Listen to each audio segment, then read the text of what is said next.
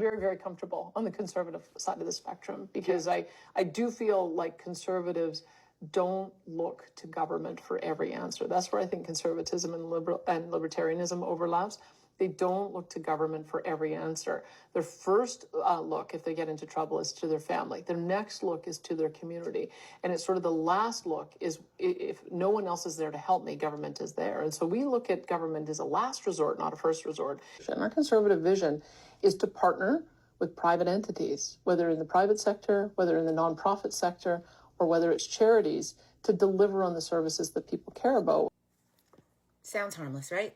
Let's dig into what this really means. Because on your Danielle Smith's vision, you don't lose public services, you just start paying for them yourself. You'll still pay taxes. Those won't go down. They never do. But when your kid blows out their knee playing hockey, you're told to wait for surgery. It's, 2 or 3 years. Or you can pay privately. A private ACL surgery for a kid runs currently 15 to 25 grand, and that's before physio. So now you're choosing to fix your kid's knee or keep the savings you were counting on for that next vehicle, home renovation, or just emergency. Welcome to two-tier healthcare, especially when the system is built on the back of a public system already in a staffing crisis. Now, education. Well, public schools still exist, but they're even worse than they are now. Nothing more than glorified daycares with burnt-out staff. But daycares have class caps and ratios. So now you're deciding, do we pay to make sure our kids get an education? Or do we still get family vacations, sports, music lessons, a little bit of joy in our life? Oh, and what about your retirement savings? If someone in your family gets sick, loses their job, or ends up disabled, government isn't the first place you turn anymore. So what does that mean? Well, according to Danny, you're told to ask your family first. So that means calling up your parents, your siblings, maybe your children, and explaining why you can't afford your rent or mortgage this month. And if they can't help, well, next you're told to go lean on your community. So go to your friends and your neighbors, maybe a church if you're part of one. That'll feel great. Admitting you can't keep up, explaining intimate family details in the hopes that, your neighbor down the street will give you some money, silently hoping that they don't judge you. Then if that doesn't work, you can go to a nonprofit.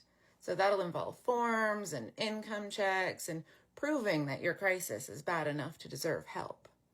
And if it's faith-based, well, you'd better hope that you have the same beliefs, or you could be in for some unexpected agreements. Only after all of that does the government step in, hopefully. You'll still have to jump through the hoops, prove you've looked elsewhere first, probably. What does that look like?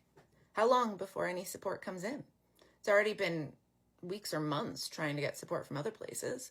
Meanwhile, your taxes haven't gone down. Your bills didn't stop coming in. The government just stopped protecting you. So you're paying out of pocket for healthcare, for education, and for supports, all while power is centralized and oversight disappears.